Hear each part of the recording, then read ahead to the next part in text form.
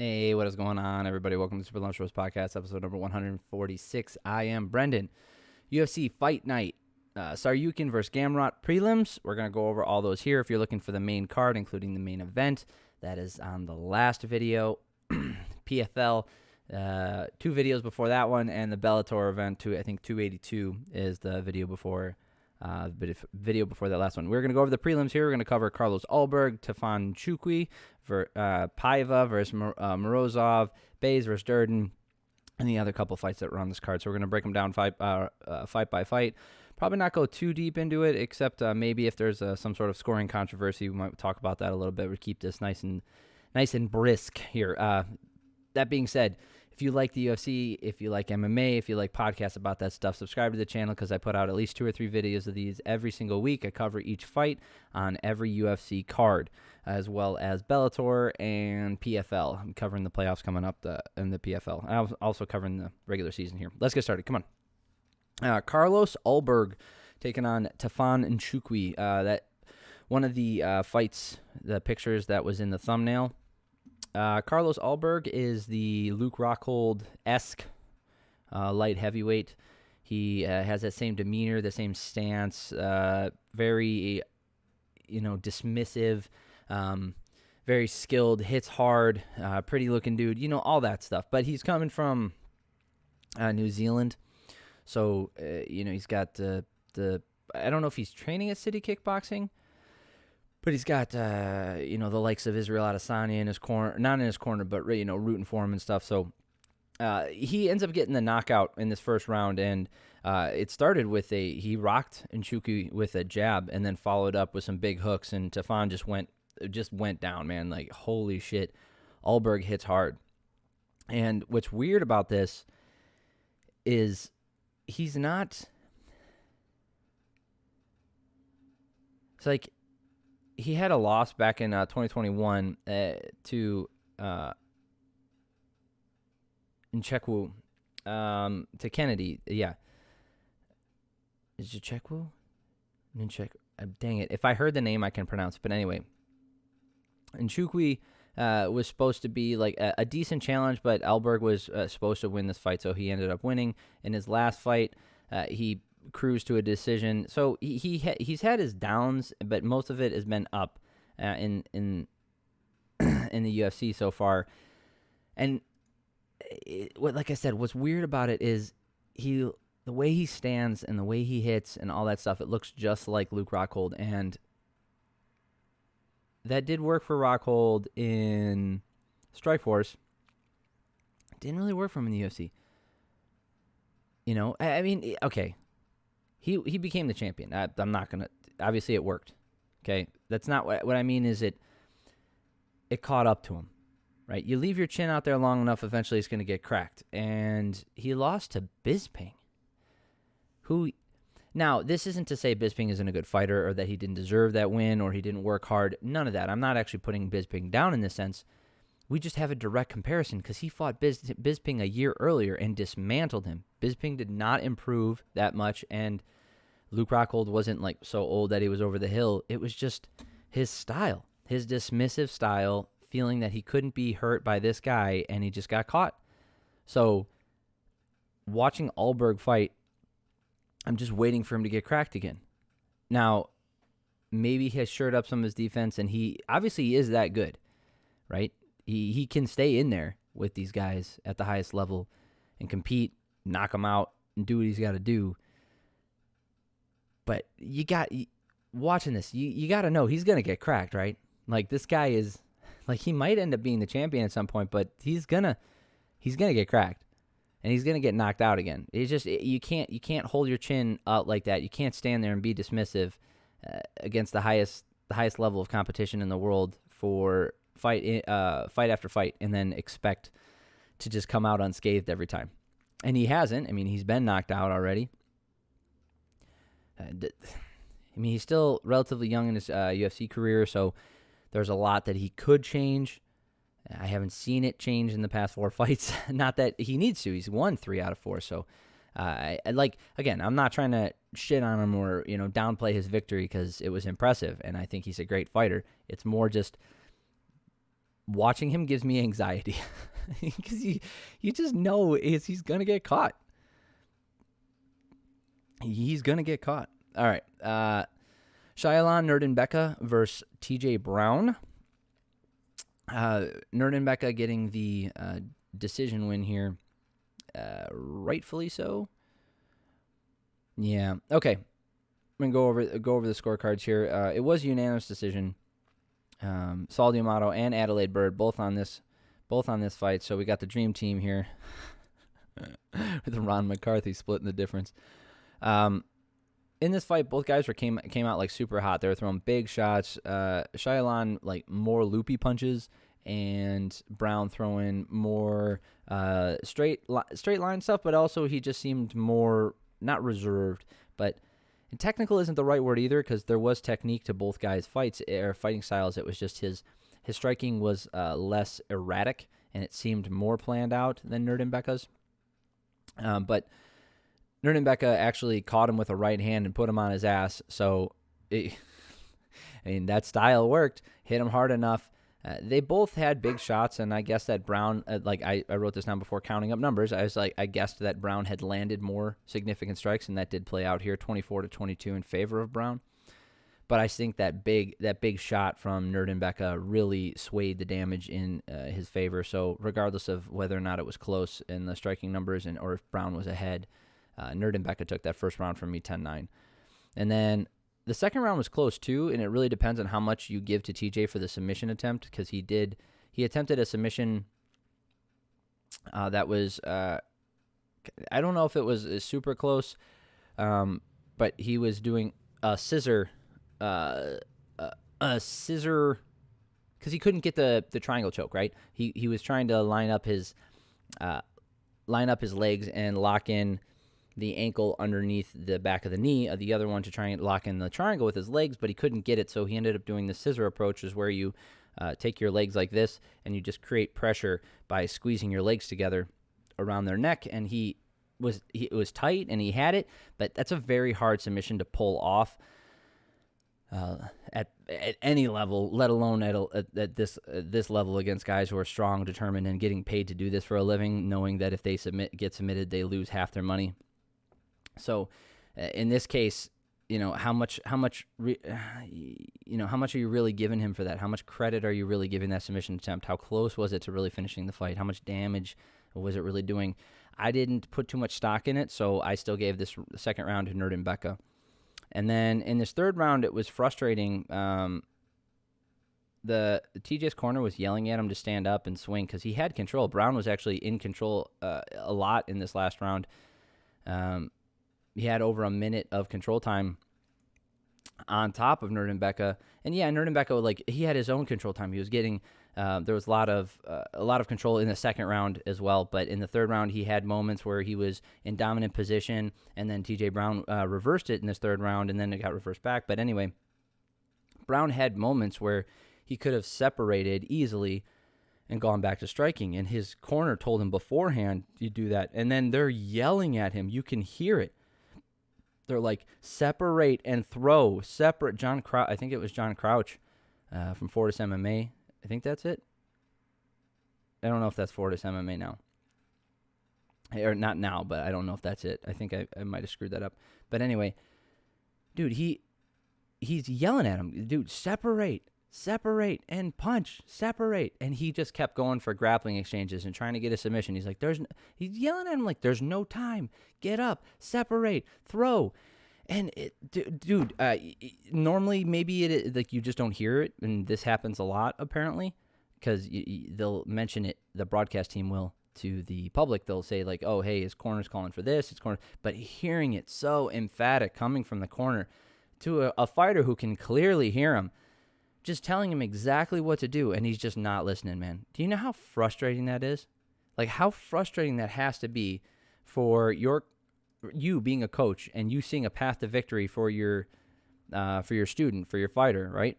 And you're yelling at him, telling him what to do. Like, you're giving him instruction. He's just, nah, I'm not doing any of that shit. So that's all on Brown. He can't say anything about anybody else. He just refused to do what he needed to do, and it was really disappointing to watch how that fight ended. And you could even give Brown that last round, but it doesn't matter. I gave all three to Nuerdanbieke anyway.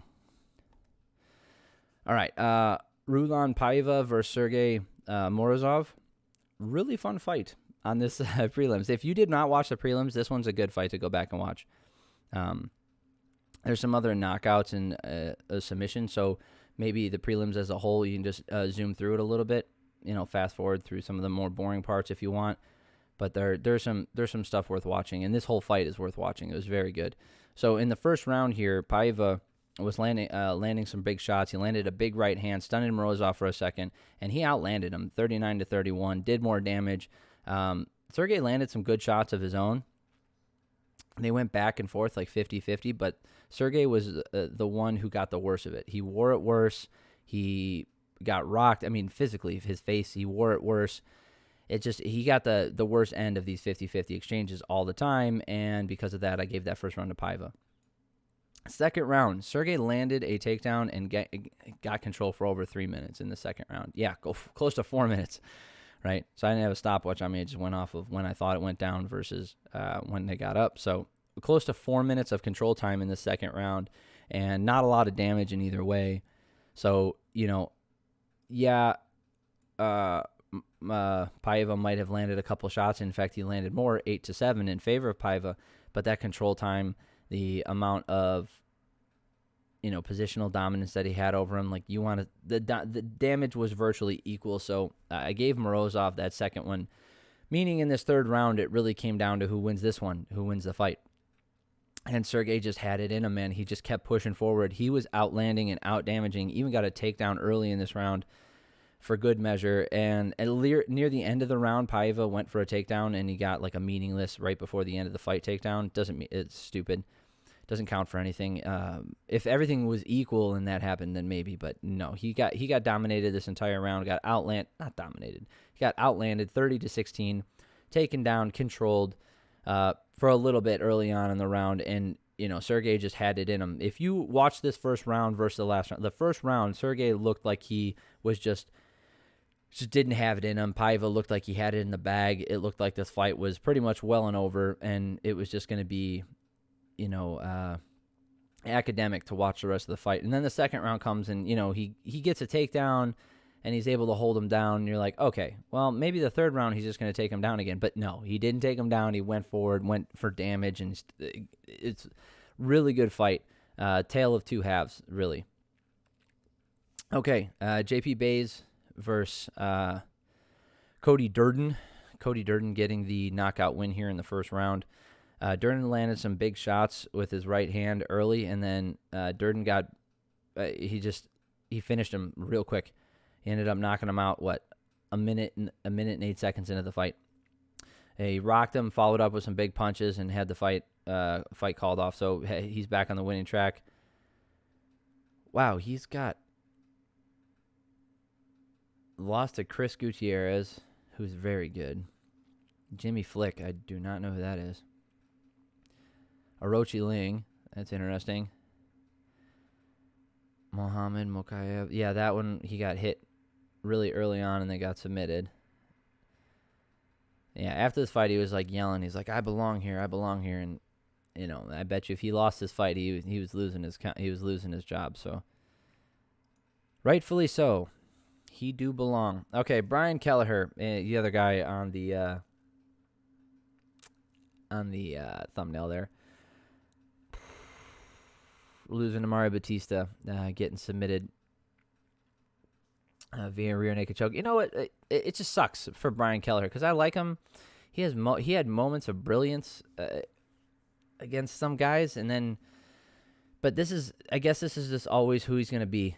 He's been fighting long enough in the UFC now since 2017. He does fight a lot, and maybe he could dial that back. Maybe curb some of these losses. But he is also fighting higher level guys. He lost to Marlon Vera,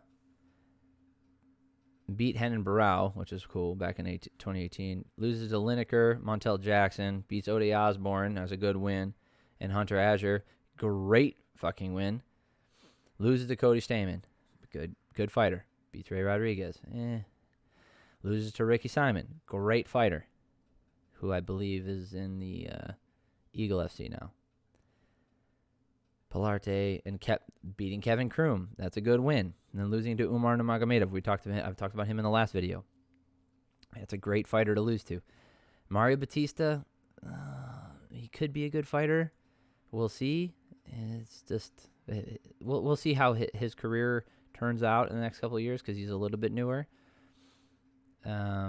He's got 6 fights in the UFC so far and 4 wins. So, I mean, one of them happens to be over Kelleher, so it's hard to add that into the how strong of a career / resume does he have when one of the guys you're counting in the win column is the guy that we're trying to make the comparison for. But I don't think Brian Kelleher is a bad fighter.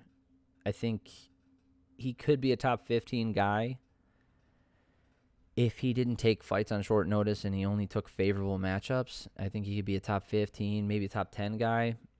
But just with his attitude and his take on all comers type of fight style and general, career path, I think it makes it difficult to do that.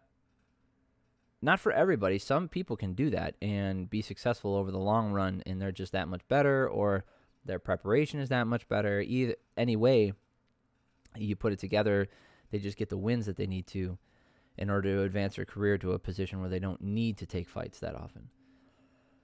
But Kelleher hasn't been able to do that, so he's just been trading wins and losses, like a win 2, lose 2, win 1, lose 1. So, he's having a 50-50 career in the UFC, but I don't think that's bad. I don't think he's had a bad career. Anyway, good win for Batista. Okay, first fight. This one was stupid. Okay. So, Vanessa Demopolis versus Jinyu Fry. Okay. Fry was walking forward and getting tagged for her troubles, but she did more damage in this first round. And it does play out in the numbers, right? Fry landing 17 to Demopolis' 11. And Demopolis did land some big shots, but none of them were so significant that they outweighed the amount of stuff that Fry was doing. And again, if you want to go shot for shot and say, this is worth 2 of these, and, the damage was basically equal. Okay, fine. Well, Fry was moving forward, so therefore the aggression goes to her, octagon control, all that stuff. So I gave that first round to Fry, 10-9. Second round was pretty close, but Fry was more technically sound and landing more, especially with her jab, and Vanessa was loading up and not landing enough. Right? And it plays out in the striking numbers again, 27-24, with Fry moving forward a lot. And I felt like she did more damage anyway. Again, if you count the damage as equal, then fine. She had the octagon control. Like, Demopolis had a little bit of control time, but maybe, but I really don't think anything else matters in that one. I think Fry did more damage. Therefore, I had her up 20-18. And then here we go in the third round here. Demopolis had her best round. Vanessa was doing the pressuring in this round. See, I made a note of it because it was odd. As Fry, it was pressuring in the first 2 rounds, whereas Demopolis started pressuring in the third round. She was really going for the win. She was trying to move forward and throw big, but Fry was landing some good shots of her own in that. And then at the very end of the fight, Fry landed 2 giant shots, probably the most significant shots of the fight. Didn't rock Vanessa, so it doesn't outweigh the extra 13 shots that she took because Demopolis landed 31 to Fry's 18 in this last round. I don't think that Fry won this last round just because of those last 2 shots, so that's fine. And then we go to the scorecards here. So Demopolis gets the decision win via split decision. If you give that second round to Demopolis, I'm not mad at you. It's arguable. It's fine. You know what? It's okay. This is not a robbery. There's an argument to be made that some of those shots that she landed might have been bigger, and if you thought she did more damage or equal damage, and her whatever control time she had was more significant than the advancing of Fry, okay. We can discuss that and have a real discussion. I'm still going to lean towards Fry based off the way I broke it down.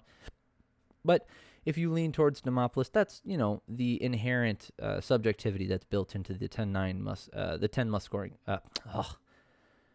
10-point must scoring system. Good grief.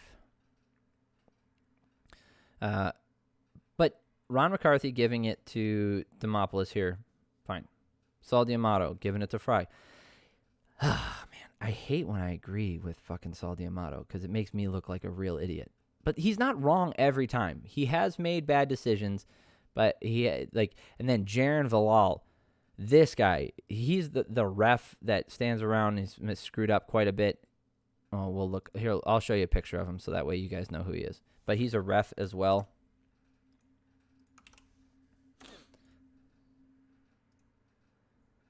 This guy. This referee right here.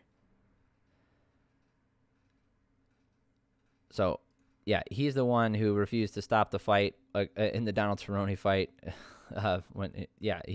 He screwed up quite a bit. He stopped the fight once when there was no guillotine, no submission, and he just stopped it. It was really weird.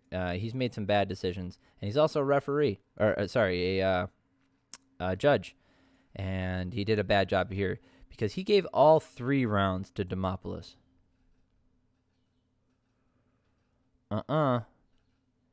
There is no argument you can make to give me that first round to Demopolis. Second round, okay, we can discuss it. That first round, I don't think so. And just to make sure I'm not crazy here, let's see how the other judges had it. Yeah. Saul D'Amato giving the first round to Fry. Ron McCarthy giving the first round to Fry. And for some fucking unknown reason, Jaron Valal here giving the round to Demopolis. How?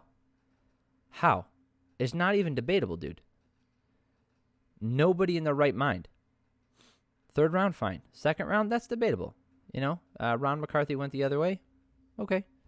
Like I said, that's not the worst thing I've ever seen. But you're going to tell me that Demopolis won that first round? You're out of your goddamn mind. Horrible job. Like I said, we normally keep this short, but I did want to talk about that because I thought that was terrible. And we should get him. His name should be amongst the worst in the judges because he does this a lot. He's made plenty of bad judging decisions. He's made plenty of bad refereeing decisions. I think his name needs to be up there with some of the worst. Okay, Saul D'Amato gets a lot of flack because he makes a lot of bad decisions, but we don't hear his name when he's making good ones.